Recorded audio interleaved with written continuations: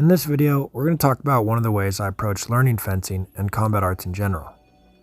Every movement you make should be for a reason. If you're making a movement for no reason, it means you don't fully understand that movement and should research it until you do fully understand when and why you should do it and not just how you should do it. If you find yourself moving around in the ring a bunch, odds are half the steps you made are without even thinking about it and without purpose. Odds are you've gained an advantageous angle just to move yourself right out of it a moment later and not take advantage of the angle that you had originally gained. Sometimes it's better to be still than move for no reason at all and be stuck in tempo and hit. Every movement or body movement should be for a purpose or you're wasting time and energy. This clip above is a perfect example, with the guy on the left moving around to the right and the left a lot. These are all moments that he can be exploited in tempo. He'll gain a good angle and then he'll step right out of it.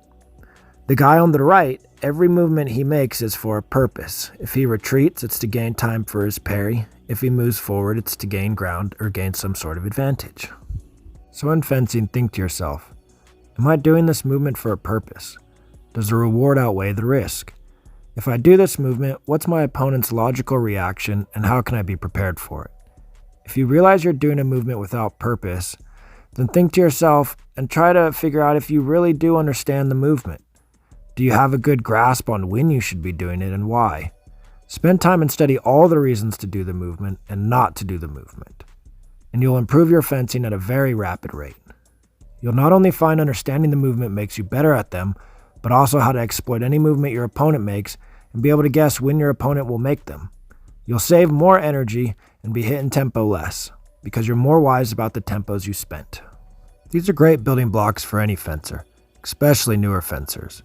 Not sure where to start? Pick up a sword and get into an imaginary or real sword fight and start at the first movement you made. Learn what it's called and how, when, and why to do it. Do this for each movement you find yourself making. A lot of people start learning sword fighting moves before even learning the different ways you can hold the sword and the pros and cons to each grip. Even though grabbing the sword is one of the first actions you do, I'm curious to how many people watching this video know the pros and cons to each grip and have studied them extensively. Luckily, here soon we'll be releasing a video on the different grips and the pros and cons of each. We'll be doing this for a lot of different movements in fencing, so make sure to subscribe.